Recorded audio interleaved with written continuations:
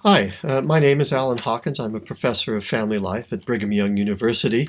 And a few years ago, I was very interested in trying to understand what individuals are thinking when they're thinking about divorce and how they go about making decisions to stay together or to divorce.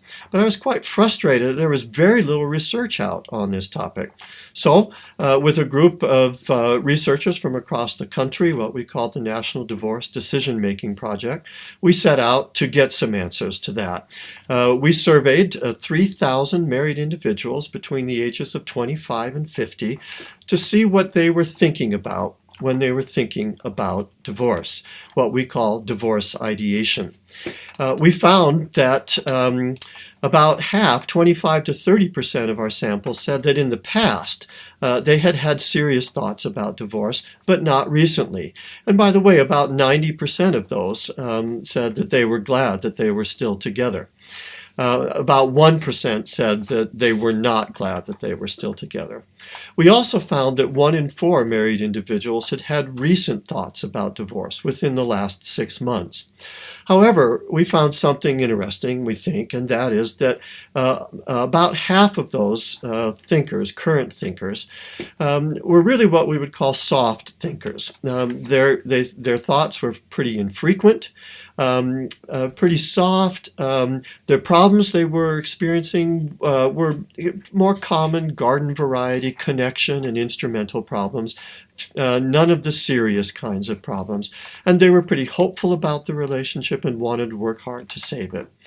Now, there was another group, about 45% of our thinkers, who we called long-term serious thinkers. These were experiencing more problems, although usually not the most serious kinds of problems, and were a little less optimistic about the future and a little less committed to the idea of kind of working through the problems. Now, there was a third group, and this one was hard to understand. We called them conflicted thinkers. So it was only about 5 or 6% of the thinkers. But this group was experiencing almost all of the very serious problems, addiction, abuse, adultery. But they were still, and also many of the other kinds of common problems. But they were still hopeful. Matter of fact, they had the highest scores on relationship hope for the future of their marriage. Although some of them felt like the relationship was over. This was a difficult group to understand. They were our most religious group, and that may help us kind of understand that. Well, we also wanted to understand what happened over a period of 1 year. How much change in stability. And here I think we found that there was quite a bit of instability. About 30% of time one thinkers were not thinking about it 1 year later, although about a third of non-thinkers at time one were thinking about divorce a year later. And also, with some latent transition analyses, we found that about half of these thinkers were in a different group, soft, serious, or conflicted, 1 year later. And so we do see quite a bit of change. Overall, then, we think our research is just basic descriptive, but gives us a good sense of what divorce ideation is like. And first of all, it's common. Many people do experience it.